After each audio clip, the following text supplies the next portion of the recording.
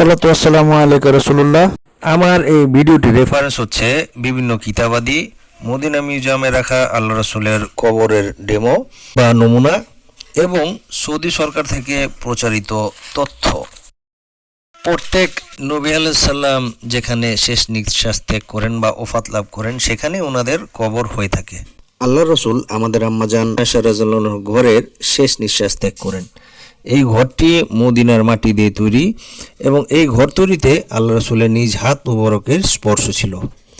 এই ঘরের ছাদটি খেজুরের পাতা, ডালপালা, লাকড়ি, উটের পশমে তৈরি কম্বল, যা দেখতে আমাদের দেশের ত্রিপালের মতো এবং সম্ভবত মাটি, এই জিনিসগুলো দিয়ে তৈরি এই ছাদ। এটি ছাদের মতো এত মজবুত নয়, বরং এটি অনেকটা ত্রিপালের মতো। এই ঘরের দেয়ালগুলো এবং এই ঘরের ছাদটি এখনো বর্তমান রয়েছে, কিন্তু এটি বাহির থেকে দেখা কখনোই সম্ভব নয়। এই ঘরে আম্মাজান আয়েশা রাদিয়াল্লাহু আনহার বিছানায় ওনার কোলের উপর মাথা রেখে আল্লাহ রসুল ওফাত বা শেষ নিঃশ্বাস ত্যাগ করেন। আম্মাজান হযরত আয়েশা রাদিয়াল্লাহু আনহার বিছানার জায়গায় আল্লাহ রসুলের কবর মোবারক খনন করা হয়। আল্লাহ রাসূলকে গোসল দেন হযরত আলী রাদিয়াল্লাহু আনহু এবং অন্যান্য সাহাবা আজমাইন। এই ঘরের দেয়াল এবং আল্লাহ রসুলের কবর মোবারকের দূরত্ব 1 হাত ছিল। আল্লাহ রসুলের ওফাতের পর সেখানে আল্লাহ রসুলের কবর হওয়ার পর সেই ঘরেই আম্মাজান আয়েশা রাদিয়াল্লাহু আনহা সেই কবর মোবারকের পাশেই বসবাস করতে থাকেন। ভেবে দেখুন, কতটুকু ভালোবাসা থাকলে প্রিয় মানুষের কবরের পাশেই দিনরাত সবসময় বসবাস করা যায়। এরপর আম্মাজান আয়েশা রাদিয়াল্লাহু আনহার বাবা, আমাদের প্রথম খলিফা হযরত আবু বকর সিদ্দিক রাদিয়াল্লাহু আনহুর কবরও আল্লাহ রাসূলের কবর মোবারকের পাশে হয়ে থাকে। তখন আম্মাজান আয়েশা রাদিয়াল্লাহু আনহা সেই ঘরেই বসবাস করতে থাকেন।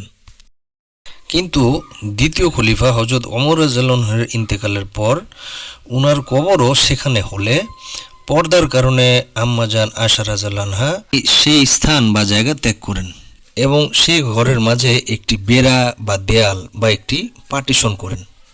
এতে ঘরটি ভাগ হয়ে যায় এবং ঘরের অন্য অংশ বা সেই পার্টিশন বা দেয়ালের অপর অংশে আম্মাজান আয়েশা রাদিয়াল্লাহু আনহা বসবাস করতে থাকেন। ভেবে দেখুন, মৃত মানুষের থেকেও পর্দা করার জন্যে উনি নিজের ঘরের জায়গাটুকুও ছেড়ে দেন।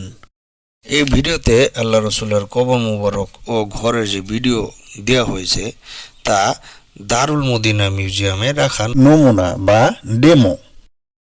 বাস্তবে আল্লাহ রসুলের ঘর ও কবর আরও সাদামাটা ও সাধারণ ছিল। জান্নাতুল বাকিতে সাহাবাদের কবর দেখেছেন কতটা সাধারণ, তো সাহাবাদের কবর এত সাধারণ হলে আল্লাহ রসুলের কবর মুবারক কতটা সাধারণ ও সাদামাটা হবে ভেবে দেখুন।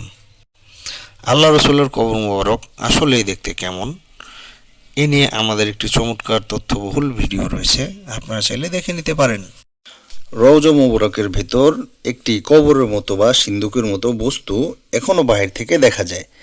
কি আছে এর মধ্যে তা তথ্যসহ আমাদের একটি ভিডিও আছে, কিভাবে দেখবেন তা আমি বলছি।